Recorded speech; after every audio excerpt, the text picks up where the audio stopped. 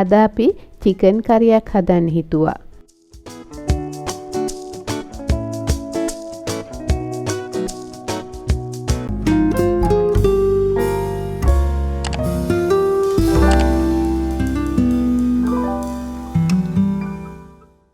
ඉඟුරු සුදුලුණු තලා ගත්තා, රම්පේ කරපිංචා ගත්තා. හැමදාමත් වගේ ඉතින් කරපිංචා කැබලි වලට කපා ගත්තා. කුරුඳු කෑල්ලක්, සේර දඬු ටිකක් ගත්තා.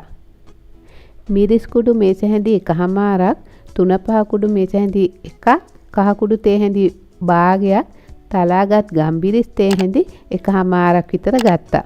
ඔයාලගේ රස අනුව, සැර අනුව ඒ ටික එහෙම වුණාට කමක් නැහැ. අද මම පොල් ටිකක් ගත්තා, මේස හැඳි එකහමාරක් විතර. මේක හොඳට බෙද ගන්න ඕනේ. ඊට පස්සේ මේක හොඳට කුඩු කරගන්න ඕනේ. පොල් අඹරලා දැම්මම චිකන් කරි එක තෙල් පෑදිලා හොඳ පාටක් එනවා.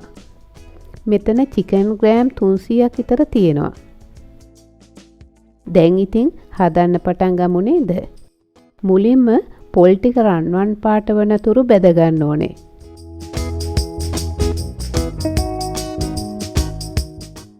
වේලිච්ච පොල් ගෙඩියක පොල් නම් වඩාත් හොඳයි.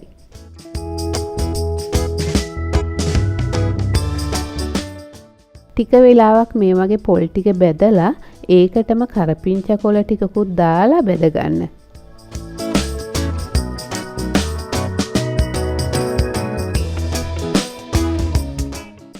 දැන් මෙන්න මේ වගේ පාට වුණාම කුඩු කරගන්න ඕනේ. මෙන්න මේ වගේ කුඩු කරගන්න. දැන් ඉතින් වලදා ලිපේ තියලා රත් වුණාම තෙල් දාගන්න. තෙල් මෙත හැඳි 2ක් විතර. ඊට තෙල් එක රත් වුණාම මේ සියල්ලම දාලා හොඳ සුවඳක් එනකන් ටෙම්පරාදු කරගමු. දැන් නම් හරි සුවඳක් එනවා.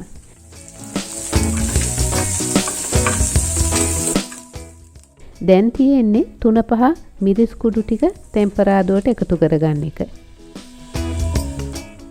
චිකන් කරියට සියඹල ඇට 2ක් විතරත් එකතු වුනහම රසයි.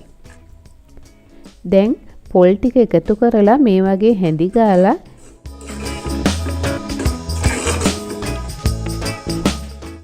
චිකන් ටික එකතු කරගමු.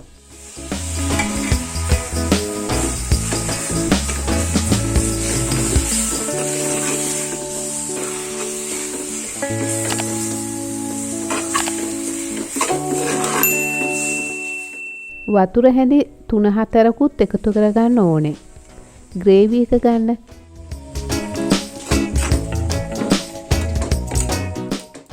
දැන් හොඳින් කලවම් කරගෙන සියඹලා ගම්බිරිස් කුඩු ටික එකතු කරලා ලුණු ටිකකුත් එකතු කරගන්න ඕනේ.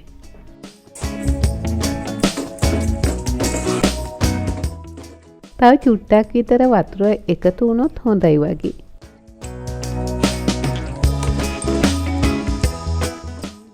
දැන් ඉතින් හොඳින් වැහෙන මූඩියකින් වහලා හිමින් සැරේ උයාගමු. දැන් බලන්න චිකන් ටික පාට වැටිලා. අපේ ගෙදර අය කැමති ටිකක් ග්‍රේවි එකට. අර බොරේට කියලා කට්ටිය කියන්නේ.